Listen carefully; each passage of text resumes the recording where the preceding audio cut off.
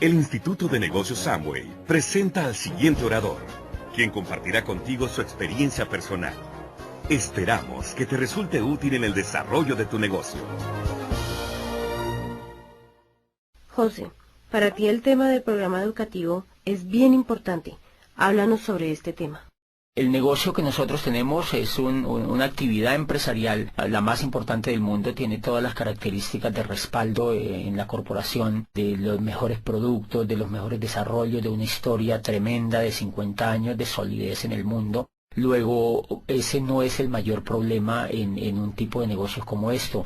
Yo evidencié que aquí había un gran negocio porque tiene un programa educativo muy estructurado y ese fue el que me hizo a mí tomar la decisión de hacer ese negocio. Yo creo que es importante porque si hay una buena o mala educación, eso determina el futuro de los seres humanos. Y cuando yo examino el programa educativo que tiene este negocio, lo que llego a la conclusión es que eso es lo más importante que yo he conocido. Yo vengo del mundo universitario, he trabajado por más de 8 años como rector de una universidad y he trabajado en el mundo académico por el tiempo que he estudiado y después ya como dirigiendo una institución universitaria, y siempre había cuestionado el modelo educativo tradicional por sus falencias y por las rutinas que ya ha creado a través de los siglos. Cuando conozco el programa educativo de e-comercio, encuentro que es muy importante para desarrollar el negocio porque toma a las personas y las transforma, hace una transformación profunda de los seres humanos y les hace creer en sí mismas, les hace evidenciar posibilidades y las hace tomar el control de su futuro. ¿Cuáles serían las características fundamentales que determinan este programa educativo? Una de las grandes sorpresas que yo encontré, yo entro como todas las personas a pegarme, digamos, a ese programa educativo porque me parecía siempre que la educación era importante. Cuando yo entro, encuentro que tiene 3 características esenciales. Yo lo he venido estudiando, he venido beneficiándome de él. Esas 3 características son, primero, que es un programa continuo, y eso es muy importante. Esa es una diferencia fundamental entre la educación tradicional y este programa educativo, y es que es continuo. La continuidad radica en que desde que una persona entra al negocio empiezan a educarla y esa educación nunca termina. La persona cuando puede estar ya muriendo, pero la persona tiene la posibilidad de estar estudiando y tiene la posibilidad de estar creciendo. Eso es fundamental. ¿Por qué es fundamental? Porque el modelo educativo tradicional es un modelo que no es continuo. Las personas estudian carreras y terminan las carreras y cultural y psicológicamente esas personas creen que están ya acabadas, que son productos terminados, y difícilmente ellas creen que tienen que seguirse educando hacia el futuro. Normalmente terminan las carreras y las personas salen a buscar qué hacer, pero no hay la concepción profunda de que tienen que educarse durante toda la vida. Aquí de entrada el programa educativo nunca le dicen que es por 3 años, a nadie le dicen que es por 6 meses, a nadie le dicen que es por 5 años y a nadie le dice que se va a graduar, porque lo que se busca es el éxito, es el crecimiento de las personas. Y esa característica me parece que es muy importante porque en 1991 en Colombia, el gobierno de Colombia reunió a un grupo de sabios que se llamó precisamente la Comisión de Sabios para la Educación, la Ciencia y el Desarrollo, y de esa Comisión de Sabios hizo parte Rodolfo Ginás, que es uno de los grandes genios que tiene Colombia en la medicina. Él fue el director del Instituto de Neurología de Nueva York. Estuvo en esa comisión Manuel Elkin Patarroyo y estuvo dentro de las personalidades, estuvo Gabriel García Márquez, y esa comisión determinó que, yo recuerdo que en uno de los resúmenes que esa comisión escribió, dice Gabriel García Márquez, que fue quien redactó el resumen final, dice: las condiciones de Colombia están dadas como nunca para el cambio social y la educación será el instrumento maestro. Dice él, pero no es cualquier tipo de educación la que necesita Colombia para transformarse. Dice, necesitamos una educación que sea inconforme y que sea reflexiva, una educación que vaya desde la cuna hasta la tumba, o sea, que sea continua. Dice, necesitamos una educación que nos inspire una nueva manera de pensar y que nos inste a descubrir quiénes somos en una sociedad que se quiera más a sí misma. Y eso es fundamental porque en el año 2001, yo estaba viviendo en Europa y un día en la ciudad donde yo vivía bajé a comprar el periódico y encontré que había un aviso donde requerían un empleado para una multinacional y decía: se necesita gerente de recursos humanos para una empresa en el norte de España. Y a mí me emocionó ese aviso porque yo creía tener posibilidades para aplicar. Cuando yo veo en ese aviso decía abajo: no mayor de 29 años. Entonces, ¿qué es lo que está haciendo eso? Lo que está haciendo ahí es que están limitando a las personas y creen que las personas, por no tener menos de 30 años, no son competentes para una empresa. O sea que están reciclando a la gente. La industria, uno de los pecados de la era industrial es que recicla a las personas, porque cuando ya no tienen las habilidades de la juventud, las desecha, y en ese sentido es porque el modelo educativo no es continuo. Si el modelo educativo fuera continuo, la empresa entendería que la persona en la edad que tuviera pues tendría las habilidades más despiertas y podría ser más productivo para la empresa. Pero como la empresa sabe que la persona ha terminado la carrera a los 21 años, entonces ya quiere que la persona trabaje esos 5 años donde está el mayor auge de entusiasmo, trabaje para la empresa. Cuando ya va llegando a los 30 años, la empresa ya cree que esa persona no es competitiva. He visto personas de 50, 60 años estudiando libros y volviendo a tener esperanza en que ellos pueden hacer algo importante en su vida, y eso lo logra la educación. José, cuéntanos por qué hay personas que no pueden tomar el programa educativo tan fácil o tan rápido como otras. En muchos casos es porque los líderes no los promueven lo suficientemente. Como este es un negocio de liderazgo, los líderes siempre tenemos que decirle a las personas qué es lo más importante para ellas. Y entonces pueden haber varias fallas. Una, que los líderes no están lo suficientemente comprometidos con lo esencial que tiene un negocio como estos, y es la educación. Y la segunda cuestión es que hay personas que definitivamente no quieren educarse, porque la educación es un asunto voluntario. La educación está allí para que la gente la tome, así como el éxito, así como el progreso, así como la abundancia, así como la posibilidad de avanzar en la vida es una opción, la educación también es una opción. Por fortuna estamos en un país donde pues las personas optan por educarse o no, donde todo es libre, y entonces aquí también ese es un elemento importante. Hay personas que no creen que sea importante para ellos, y ahí hay un tema de conciencia que hay que respetarlo.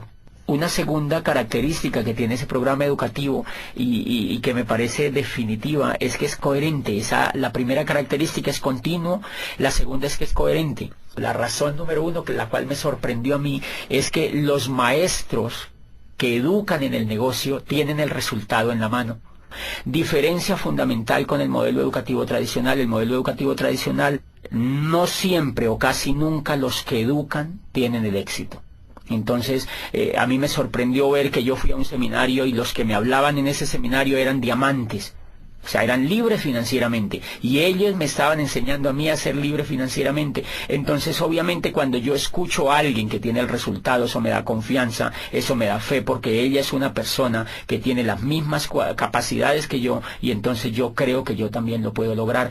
Y eso en educación, desde el punto de vista pedagógico, es determinante, que la persona que eduque a otros tenga los resultados de éxito que está transmitiendo a las otras personas. Yo cuando conocí el mundo universitario me daba cuenta que habían profesores, por ejemplo, que enseñaban administración de empresas y nunca habían tenido ninguna empresa. Entonces le enseñaban a los estudiantes a montar empresas, pero ellos jamás habían tenido la oportunidad de tener una empresa, ni nunca la querían tener además. Y entonces encuentras tú profesores de finanzas, por ejemplo, que enseñan finanzas a los estudiantes y ellos están quebrados financieramente. Yo recuerdo una vez cuando yo estaba trabajando en el mundo universitario, entrevisté a un profesor y él daba macroeconomía, y entonces yo le pregunté, bueno, tú que sabes tanto de la economía, tú debes estar muy bien económicamente, y me dijo, no, yo la verdad no estoy bien económicamente, tengo muchas deudas, tengo problemas financieros, pero es que eso hace parte de la microeconomía, y yo lo que enseño es macroeconomía. O sea que es una cosa bastante interesante, y eso tiene mucho que ver con la incoherencia. Nuestro modelo educativo tradicional definitivamente se volvió muy incoherente, y entonces tú encuentras profesores que enseñan éxito, que hablan de éxito, pero ellos no lo tienen, que hablan de dinero, pero ellos no lo tienen, que hablan de empresas, pero ellos no lo tienen.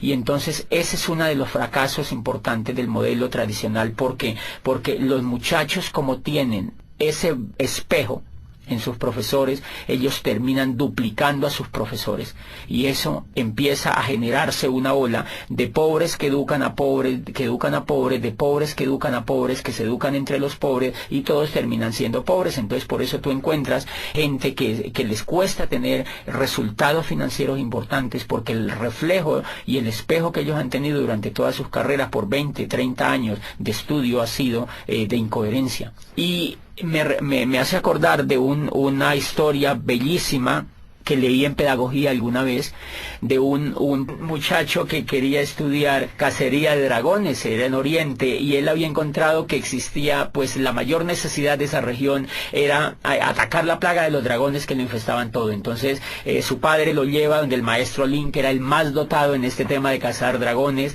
y entonces el muchacho se matricula allá. Empieza a aprender primer semestre cómo cazar dragones 1, segundo semestre cómo cazar dragones 2, tercer semestre cómo cazar dragones 3, etcétera, etcétera. Pasan los 5 años y él se gradúa como cazador de dragones.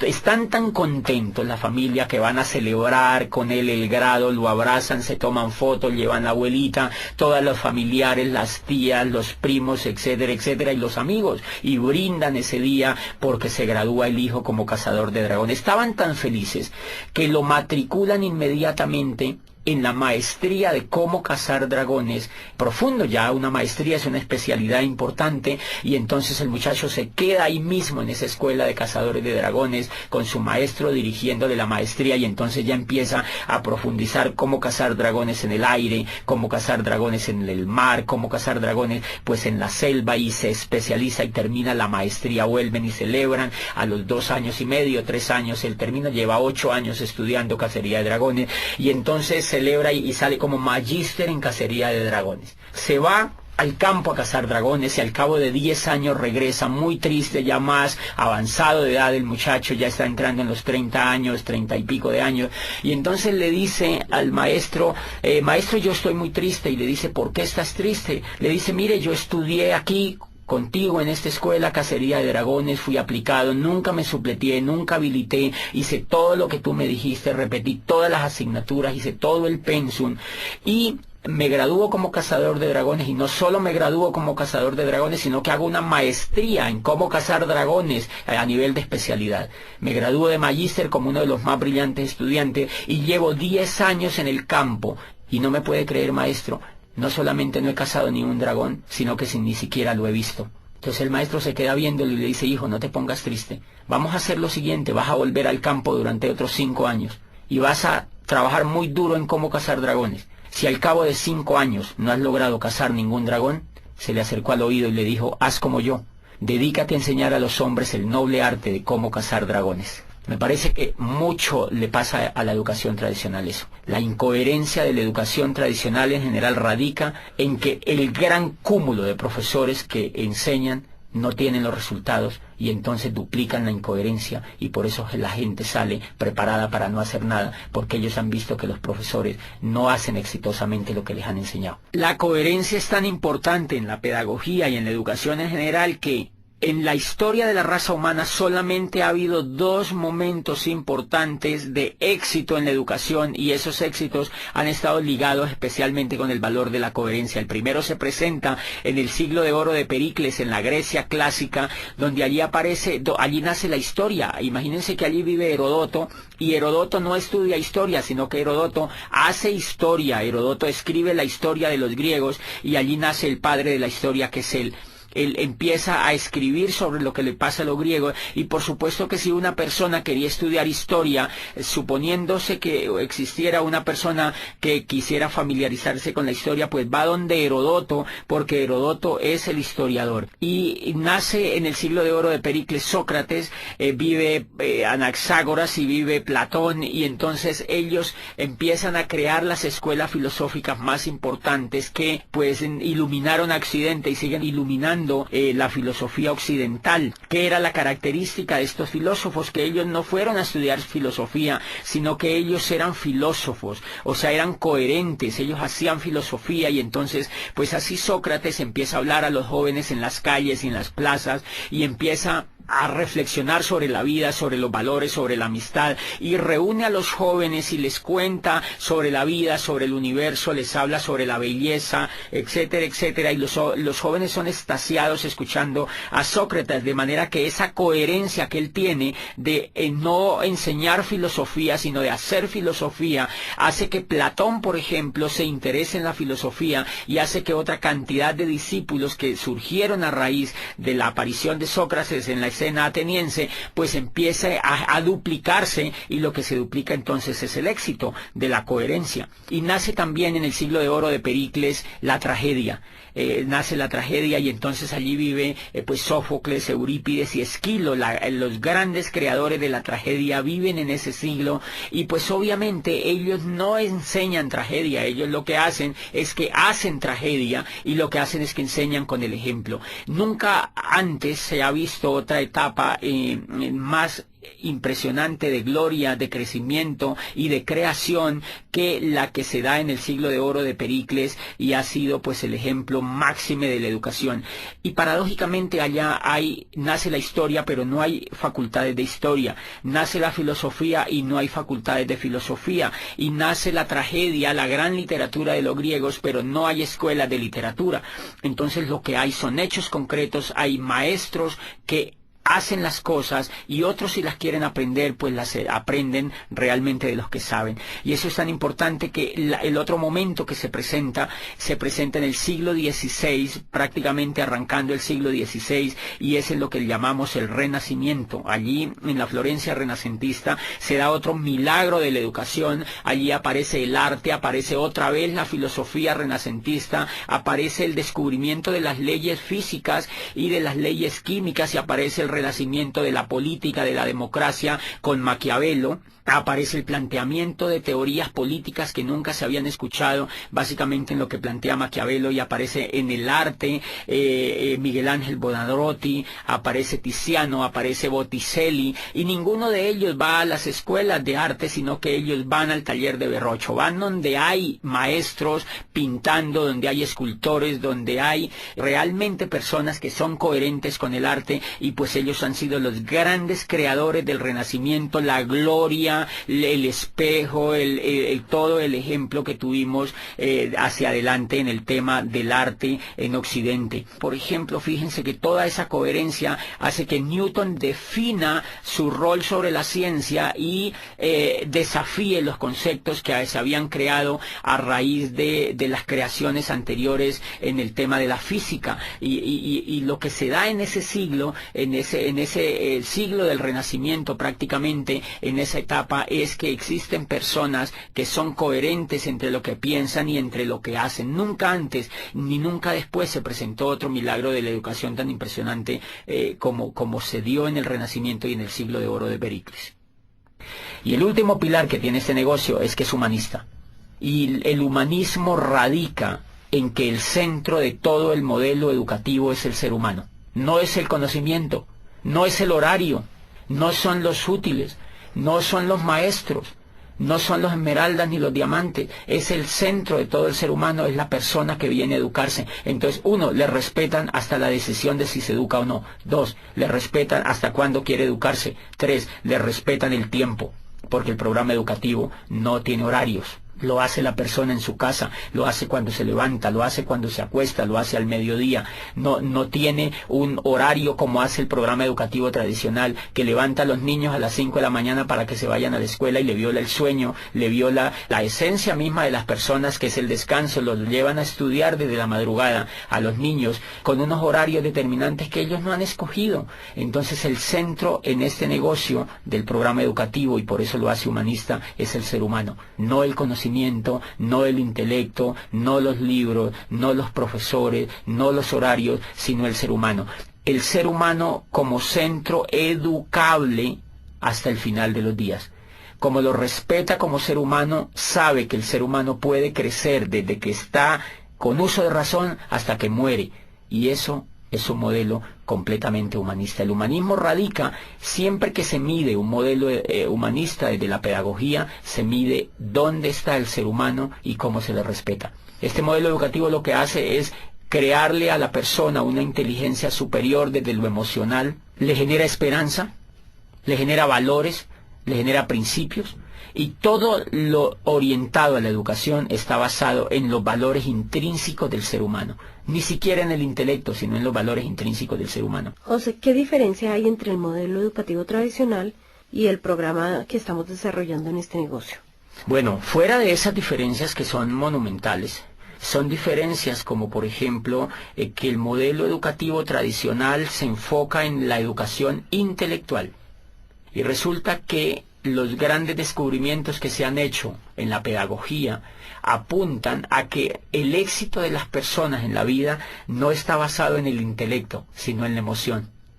Entonces, una diferencia nuclear del programa educativo es que no educa el intelecto, sino que educa la emocionalidad. Hay una obra de Daniel Goleman que se llama Inteligencia Emocional, es un profesor de Harvard y fue uno de los primeros estudios serios que se hicieron recientemente sobre el tema de la educación emocional, y empezó la pedagogía a darse cuenta que la educación emocional era mucho más importante que la educación intelectual. Me explico. Si nosotros observamos, por ejemplo, escuchando o leyendo, cuando uno lee lo que escribió Einstein, por ejemplo, dice Einstein que es más importante la imaginación que el conocimiento. Lo que lleva a Einstein a descubrir la teoría de la relatividad es la emoción. No es lo que él sabía de física, es la emoción, es el deseo de hacer algo nuevo, es el deseo de descubrir una teoría nueva, era el deseo de superar al maestro que había antes que él.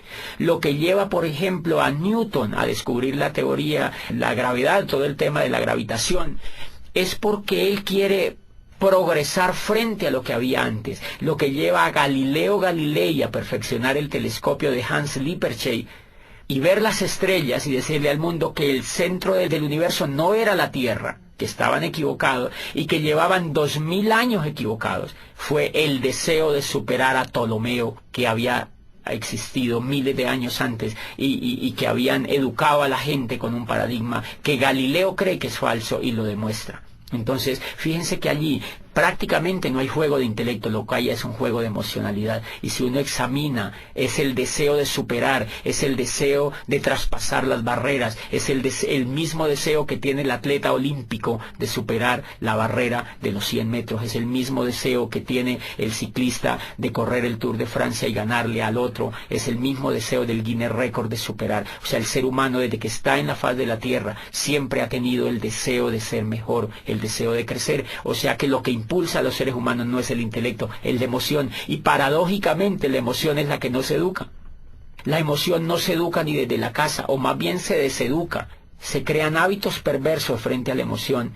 Y cuando uno llega a la escuela, lo que menos se le educa es la emoción. Entonces termina uno fracasado porque no le han educado el motor que tienen todos los seres humanos, y es la inteligencia emocional. La inteligencia emocional es lo que logra que una persona como Shakira, por ejemplo, a quien la despreciaban por su voz en el colegio, porque no era competitiva frente a los estándares que la profesora tenía, lo que hace que ella se vuelva en una de las cantantes más impresionantes a nivel mundial es la fe que ella tiene, es la confianza que tiene en ella misma, es la esperanza en el futuro que ella tiene, y es la capacidad que ella tiene para transformar los hechos que la rodean. Eso no es intelectual, eso es emocional.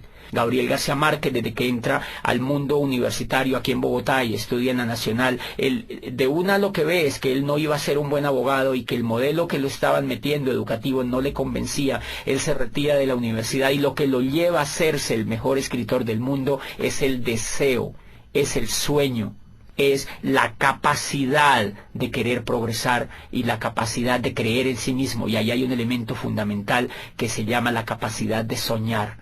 La capacidad de soñar es un elemento emocional. Si ustedes examinan, esa es una diferencia importante. El sueño, por ejemplo, está prácticamente vetado en la educación tradicional. Tú estudias 20, 30 años en la educación tradicional y normalmente a ti nunca te hablan de sueños. Nunca tú ves a un profesor hablándote de que es importante soñar.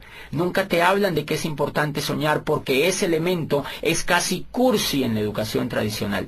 Y si tú examinas todo el progreso de la historia de la raza humana, tú encuentras que los únicos que han transformado el universo han sido los soñadores. Entonces, si los soñadores han sido los que se inventaron la física, la química, la matemática, la astronomía, la música, la literatura, los que han dado los grandes avances han sido los soñadores, ¿por qué la educación no habla de sueños? ¿Por qué el sueño está prácticamente vetado? Y a uno no le hablan de sueños en la educación tradicional, a uno le da el sueño. Pero realmente allá nunca ve uno, en general uno no ve profesores soñadores. Y me llama la atención eso porque uno de los elementos importantes, la diferencia de los seres humanos con los animales, es que los seres humanos se difieren en que los seres humanos somos soñadores. Los animales no sueñan. Los animales vienen programados genéticamente para repetir lo mismo que ha hecho su especie a través de miles de años. La abeja repite el mismo panal, la hormiga repite el mismo hormiguero, el cerdo repite el mismo comportamiento de los otros animales. Y entonces, si la diferencia de los seres humanos con los animales es soñar, quiere decir que un modelo educativo que no nos enseñe a soñar no nos está humanizando, sino que nos está animalizando. Cuando yo entré a este programa educativo y encontré que el centro de todo el programa educativo era hablar de sueños, era volver a poner a la gente a soñar, era diciéndole a la gente, tú puedes lograr lo que tú quieras, tú puedes construir el futuro que tú quieras, tú puedes aprovechar este vehículo y cambiar la historia de tu vida, tú puedes imaginarte un futuro mejor. Ahí me di cuenta que estaban humanizando al ser humano. Y entonces me di cuenta que llevaba yo 20 años acercándome más a la raza animal que a la raza humana mediante la educación. Esa es una trampa que la educación tradicional no ha descubierto todavía y que hay intentos por progresar, pero es tan grande. La educación tradicional lleva más de 800 años haciendo lo mismo y no la han cambiado prácticamente ni un ápice. De manera que hay que entenderla, es un modelo muy complicado de cambiar, pero nosotros podemos hacer cosas por los demás y yo pienso que la labor que está haciendo el modelo educativo de este negocio pues es impresionante, porque en lugar de cuestionar lo que ya hay, hacemos realidades los sueños de muchas personas con una herramienta que es verdaderamente revolucionaria desde allí. Y los sueños son emocionales, ese es un elemento. Otro elemento como ejemplo es la confianza. Si tú te das cuenta, los Estados Unidos de América en estos momentos han entrado en una recesión. ¿Qué es la recesión? Carencia de confianza en la economía. No es que no tengan dinero, lo que pasa es que no quieren invertir el dinero. Los bancos no quieren prestar. ¿Por qué no quieren prestar? Porque no tienen confianza. ¿Por qué no quieren comprar finca raíz? Porque no hay confianza. ¿Por qué no hacen negocios como antes? Porque no hay confianza. O sea que el elemento, por la confianza se cae la bolsa de valores de Nueva York. Por la confianza, imagínate, la confianza no es intelectual, es emocional. Y entonces si la confianza es la que es capaz de mover la economía del mundo, ¿por qué no se educa en la confianza? ¿Por qué no se educa a los niños a que sean confiables? Si ustedes observan afuera, se van a dar cuenta que las personas que tienen éxito es porque son confiables. Las personas que no tienen éxito es porque no son confiables. El éxito económico y el éxito en todas las etapas de la vida radica en la confianza. La confianza que la familia le tiene a uno determina el éxito que uno tiene con la familia. Si uno no es confiable, ni la misma familia lo apoya. O sea, ¿qué quiere decir? Que la confianza es un factor determinante en el progreso de los seres humanos y nunca se enseña. Claro, cuando una persona se vuelve confiable puede progresar en todos los aspectos de la vida. Y ese es un elemento. Este negocio educa en valores, en volver soñadores, en el valor de la imaginación, en el valor de la confianza, en el valor del perdón, en el valor de la asociación, que es fundamental. La asociación, fíjate que en la educación tradicional, uno de los elementos que me gustó de este negocio es que cuando yo entré me empecé a asociar con gente rica. La gente que te educa es gente rica, es gente que tiene lo que uno quisiera tener. La educación que yo había tenido me asociaba era con gente que no tenía los resultados. Entonces, obviamente, si las personas se asocian, si una persona se asocia con gente que viola la ley, esa persona le da por violar la ley. Si una persona se asocia con gente fumadora, se quiere volver fumador. Igual, si una persona se asocia con gente rica, se quiere volver rico. Si una persona se asocia con gente pobre, se quiere volver pobre. Porque Dios los hace y ellos se juntan, dice el dicho. Entonces tú encuentras, claro, si una persona es educada en un medio pobre, donde no ve resultados, la persona lo único que va a duplicar es pobreza. Este modelo de negocio tiene la facultad de asociar a las personas con gente que tiene resultados de abundancia y entonces eso se pega en las otras personas. Por eso crea como una especie de ambiente donde hay muy fácil la posibilidad de la duplicación, porque las personas siempre están viendo resultados y siempre están viendo posibilidades y siempre están viendo coherencia y siempre están viendo progreso. Otro elemento importante es que cuando uno se asocia en este negocio, uno encuentra gente que no se queja, gente que no habla de pobreza, gente que no te habla de crisis, gente que no te habla de fracaso, gente que no te habla de pérdida. Acá siempre te van a hablar de ganancia, de prosperidad, de abundancia, de riqueza, de amistad, de perdón, de valores, de familia, de crecimiento. Entonces, obviamente, si te están hablando todo el tiempo de eso y tú lo vives, a ti eso se te va pegando y te dan ganas de ejercerlo en tu vida. ¿Tú consideras que este programa educativo es importante para un negocio multinivel? Sí, totalmente definitivo. Y una de las diferencias que tiene, digamos, montar un negocio de network marketing con montar un negocio tradicional, es que el que monta un negocio tradicional, primero, en la universidad no le han enseñado actitudes de ser empresario. La diferencia entre una persona que es empresaria y alguien que no es empresaria es la actitud. Por ejemplo, la persona que nunca ha sido empresaria, no importa que haya estudiado administración o que haya estudiado negocios, es que esa persona normalmente viene llena de miedo. A ella le da miedo arriesgarse, y el riesgo es emocional. Como nunca ha sido educada en emoción, no ha tenido inteligencia emocional alrededor de su educación en general, esa persona vive llena de miedo. Por eso se ha ido a estudiar una carrera, porque la persona no realmente, si quisiera ser empresaria, creo yo que no se iría a hacer una carrera, porque si usted examina, los más grandes empresarios del mundo no han estudiado carreras. Para ser empresario no se requiere información intelectual, se requiere tener valores de empresario, y eso no lo enseñan en el sistema educativo tradicional. Todo el negocio aquí es quitarse el miedo. Todas las personas vivimos llenas de miedo, nosotros vivimos con el miedo, miedo a arriesgarnos, miedo a ser el oso, miedo a quedar mal, miedo a que nos vaya mal, siempre pensamos en qué pasa si nos va mal, o sea que llevamos mucho miedo por dentro, y esa es la razón número uno porque la mayoría de personas no son empresarias. Resulta que el miedo es el aliado número uno de la pobreza, o sea, el miedo y la riqueza no la van. El miedo y la riqueza no la van, entonces la pobreza se alía con el miedo. Y si tú observas, por ejemplo, cuando el mundo del empleo es un mundo que lo explota el miedo. ¿Por qué uno se vuelve empleado? Yo fui empleado durante 8 años. ¿Y por qué no era empresario? Porque me daba miedo. O sea, que yo era empleado, era porque no podía hacer otra cosa. Cuando este programa me educa y me saca el miedo, a mí se me ocurre lanzarme a ser empresario. Entonces, ¿por qué es importante el programa educativo? Porque te va a sacar el miedo.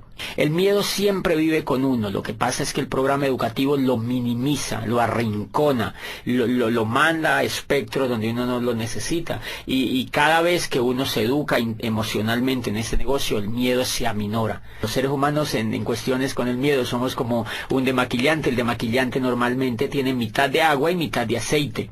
Entonces, normalmente nosotros salimos de las carreras o llegamos a la vida así, con mitad de miedo y mitad de coraje. Pero normalmente el miedo gana, porque es más fácil no hacer las cosas que hacerlas, obviamente. Entonces, lo que hace el programa educativo es que nos agita. Hagan de cuenta que se agita ese demaquillante, y el miedo se mezcla con el coraje, y entonces como el miedo se mezcla con el coraje no nos puede ganar, y entonces uno sale y da un plan, uno va y muestra los productos, uno va y hace un auspicio, uno hace algo en el negocio, y cuando uno se ha dado cuenta, nos hemos dado cuenta que cuando uno deja de escuchar el programa educativo, deja de educarse emocionalmente, vuelve y se aparta el miedo, y vuelve el coraje, se aparta, y entonces uno para de hacer el negocio. O sea que todo el negocio en los seres humanos consiste, para ser empresarios, en quitarnos el miedo. Y por eso es importante, porque las personas llegan pues llenísimas de miedo, y eso es lo que va ocurriendo en la mente de la gente. Cuando la gente se empieza a quitar el miedo, empiezan a sentir poder. Por eso es que yo no le recomiendo a ninguna persona que sea empleada que se salga de los empleos. Cuando inician el negocio, me preguntan, este negocio me parece muy bueno, yo me quiero salir del empleo, yo quiero dedicarme solo a eso. Yo le digo, prohibido, porque esa persona no se ha sacado el miedo todavía. No le recomiendo tampoco, porque si esa persona ya se hubiera sacado el miedo, ya mínimo era platino en ese negocio, o era esmeralda, o era diamante. La razón por la cual no ha calificado es porque tiene miedo. Porque tiene miedo. Entonces es muy recomendable que las personas se vayan sacando de a poquito el miedo, y que valoren sus empleos, que se vuelvan buenos empleados, es decir, que hagan bien sus funciones, pero poquito a poco se van quitando el miedo. Y cuando se quiten el miedo, se quitan al jefe también. Pero antes de que se quiten el miedo, no se lo van a poder quitar. Entonces es fundamental. Y además las emociones, la excelencia, dice Aristóteles, no es un acto, sino un hábito. Y lo que busca este programa educativo es volver a la gente excelente. Y entonces, ¿por qué hay que pegarse al programa educativo? ¿Por qué es importante para un empresario? Porque le va a quitar el miedo y porque le va a generar el hábito de la excelencia. Y eso no se genera en un día, tiene que generarse en un proceso. Bueno, José, entonces, ¿qué le dirías tú a aquellos empresarios que ven el sistema educativo como un gasto? Bueno, más que decirles es como evidenciar qué es lo que pasa normalmente con un empresario nuevo que ingresa al negocio y no es que no le guste, porque a ellos les gusta, lo que no les gusta es pagar. Entonces, porque el programa educativo tiene un costo, si tú observas la carrera que has hecho, eso te ha sacado dinero y tiempo, mucho dinero y mucho tiempo, y tienes que evaluar los resultados que tú tienes con eso que has hecho. Luego acá, si tienes un programa educativo que es altamente competitivo, que es diferente a lo que has hecho y aquí vas a construir el futuro, pues lo menos que puedes hacer es pegarte al programa educativo. Porque la gente no se pega. La gente no se pega porque está acostumbrada a no invertir en su mente. En general, la gente hace las carreras porque todo el mundo las hace. En general, la gente va a las universidades porque si no va a las universidades, los papás lo recriminan. Entonces, es como un poco para dónde va Vicente, para dónde va la gente. Porque es culturalmente aceptable que un pelado salga de la universidad y lo primero que la mamá se queda viendo es, bueno, salga al colegio y ahora ¿cuál universidad va a entrar? Es un imperativo social. Pero normalmente, ellos no están interesados en invertir. Ellos no están interesados en general, sino que la cultura los avienta a eso. ¿Qué es lo que pasa acá? Que como es mucho más libre y es mucho más optativa la decisión, más aún que hay que aclarar que este programa educativo es totalmente voluntario para los empresarios. Ninguno de nosotros podemos obligar a un empresario a que se pegue al programa educativo. La gente en general no se pega porque están acostumbrados a invertir pues un poquito del pecho para abajo. O sea, invertimos es en comida. Porque si no invertimos en comida nos morimos. Entonces la gente compra carne, compra cebollas, compra tomates, compra mercado y compra cosas para comer, pero casi no compra cosas para alimentar la mente. Entonces la mente la alimentan con televisión, la alimentan con programas de radio, la alimentan con noticieros, la alimentan con negativos, la alimentan con charlas con los amigos, lamentándose de la vida y hablando de la crisis. Entonces ese tipo de alimentación tiene muy negativizado al ser humano. Y claro, cuando ellos entran acá creen que eso no se puede cambiar porque es como un disco duro que ya viene grabado. Entonces las personas normalmente no se conectan por un hábito que tienen de no invertir en su mente. Entonces lo que uno tendría que ayudarles es a que ellos tomen el hábito de invertir en su mente, porque si no toman el hábito de invertir en su mente no hay absolutamente nada que hacer con una persona, porque yo creo que si una persona no se pega al programa educativo, pues tiene muchas dificultades en generar un negocio próspero. Puede hacer un negocio minorista, pero no puede hacer pues un negocio próspero. Entonces yo les recomiendo a todos los empresarios que se peguen al programa educativo y que hagan todo lo que les dicen sus líderes, sobre todo los líderes que ya tienen los resultados. José, ¿tú crees que una persona siendo profesional le sea más difícil entrar a este sistema educativo? Yo creo que eso depende mucho de la actitud de la persona empresaria que entre al negocio.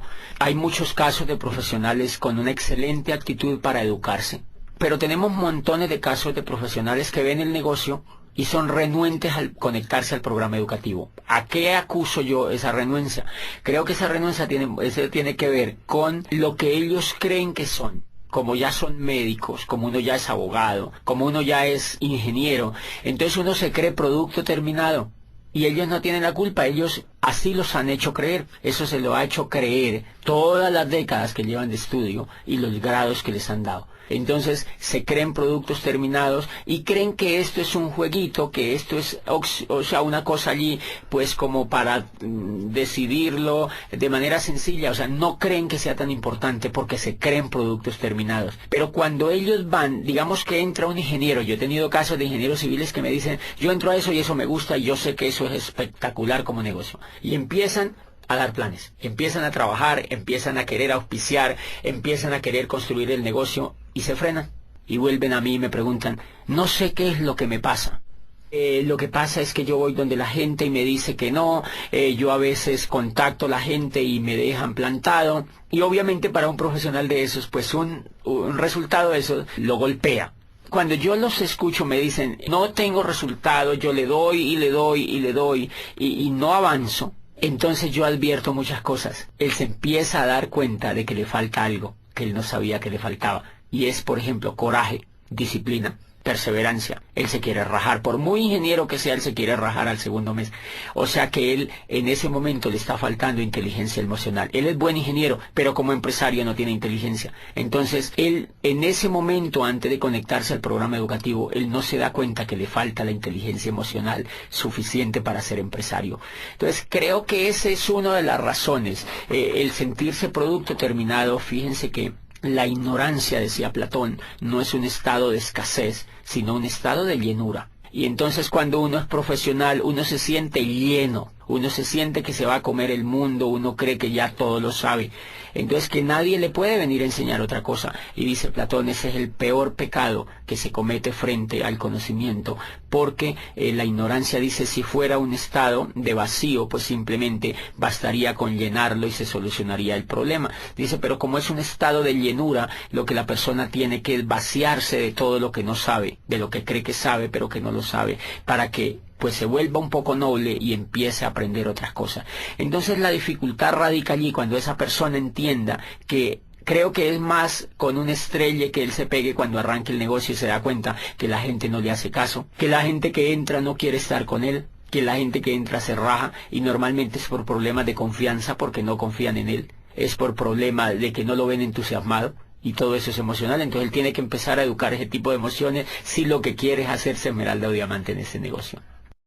Retomando un poco sobre lo que dijiste anteriormente, háblanos sobre la coherencia y la práctica. Este tema de coherencia y práctica es fundamental, sobre todo en este negocio. Miren, cuando yo entré me sorprende que la persona se conecta al programa educativo, o sea que lo educan exitosos, pero a la vez le dan el negocio para que vaya practicando. No le dicen vas a conectarte 5 años y después le vamos a montar un negocio. Eso sería repetir el esquema tradicional. Acá lo que le dicen es, se va a conectar a un programa educativo y ya le montamos el negocio. Empiézalo a practicar. Entonces, ¿qué pasa? Que la persona cuando aprende y practica, aprende 2 veces. Y entonces esa persona tiene la posibilidad de aprender muy rápidamente. ¿Y qué es lo que creo que es una tremendísima falla pedagógica en el modelo educativo tradicional? Y es que a las personas se les hace ir, mire, si tú sumas, uno va al antejardín, al jardín, a la media vocacional, pues a la escuela, al bachillerato, y termina haciendo posgrados. Y si tú examinas durante esos 20 o 25 años, tú nunca has practicado nada. Entonces, en pedagogía existe un tema tremendísimamente desarrollado hoy en día que se llama la programación neurolingüística, y es que de acuerdo a al modelo de pensamiento en que tú estés enfocado, aprendes ciertas cosas o desarrollas ciertas habilidades o no. ¿Qué es lo que yo veo en la educación tradicional? Que como uno entra desde chiquitico hasta los 20 y pico de años, son 20 y pico de años en la educación tradicional, y el componente que existe es que uno no hace nada. Entonces, eso es una programación neurolingüística indirecta o casi directa. Como tú no haces nada durante 20 y pico de años mientras te estás estudiando, adivina qué aprendes a hacer. Nada. Y por eso es que después, ya cuando uno realmente empieza a aprender a hacer algo exitoso, es cuando ya está viejo o cuando ya está de mayor edad, porque ha pasado la mayoría del tiempo sin hacer nada. En cambio, una sorpresa tremenda en este negocio es que cuando la persona ingresa al negocio, le montan un negocio para que empiece a practicar. Entonces él ejerce el tema de aprender mediante el error. Aprende, practica y comete errores. Aprende, practica y comete errores. Entonces él mismo va viendo cómo es que él mismo tiene que superar los obstáculos, porque él mismo es el que está practicando. No otro por él, ni en piloto simulador, sino en la realidad. Él sabe que cuando raja a una persona, por ejemplo, es porque es mal comunicador, en muchos casos. Él sabe que cuando contacta y no logra auspiciar a la persona es porque es un mal comunicador. Entonces aprende que él tiene que mejorar esa habilidad de comunicarse mejor, etcétera, etcétera. Pero realmente lo importante allí es que la teoría y la práctica van completamente hiladas desde el primer momento. Y bien, eso hace pues que hayan tremendas posibilidades de éxito. Yo mismo me pongo a examinarme. Yo estoy durante 20 y pico de años en la economía tradicional y en la educación tradicional. Y el éxito en lo que yo hago, pues en lo que yo quería hacer con mi vida, era mínimo, realmente mínimo, tanto que al nivel de frustración me había llevado. Este programa educativo, en 4 años, ha logrado lo que ningún programa educativo pudo hacer con la vida mía. Por eso pienso que el valor tremendo que tiene y el valor pues lo tiene muy muy empotrado en la coherencia. ¿Cuál sería tu mensaje final para los empresarios? Bueno, yo creo que redondeando esto, Sonia, es pues entender un poco que infortunadamente en el mundo tradicional no hay modelos educativos que cambien a la gente de cuadrante. Por eso tú encuentras personas en la economía tradicional que montan negocios, trabajan unos años, se quiebran. Imagínate que la Cámara de Comercio tiene unas estadísticas donde dicen que el 95% de los negocios de las empresas que se montan se quiebran en los primeros 5 años. Pero nadie se ha puesto a investigar por qué es que se quiebran. La mayoría de la gente le echa la culpa a la economía, al modelo económico, a la falta de posibilidades, y eso no es real. Entonces las personas montan los negocios, duran 5 años trabajando en ellos, se quiebran, recogen lo que les queda, montan otro, vuelven y se quiebran, recogen lo que les queda, intentan ya con otro, y cuando ellos se dan cuenta que como que no funciona nada, le echan la culpa al gobierno, le echan la culpa al país donde viven, y dicen, no, yo me voy para Europa, yo me voy para los Estados Unidos, y terminan en España, allá haciendo otra cosa, y no se dan cuenta que el problema no era ni de la economía, ni de la familia, ni del gobierno, ni del país donde vivían, sino que el problema era lo que ellos tenían en la cabeza. Entonces, como ellos se llevan la cabeza para allá, el problema sigue, pero en España. Entonces, eso que nos está diciendo, que si un país quiere tener riqueza, un país tiene que enfocar su educación en que la gente se cambie del cuadrante, de que se cambie de un cuadrante de empleado o autoempleado y que se vaya al cuadrante de ser empresario. Por eso yo insto a los empresarios de América Latina a que motiven a las otras personas que conocen a que se peguen a un programa educativo que en el fondo lo que va a hacer con ellos es cambiarlos de cuadrante para que logren no solo el éxito en ese negocio, sino en cualquier cosa que ellos pues emprendan en la vida.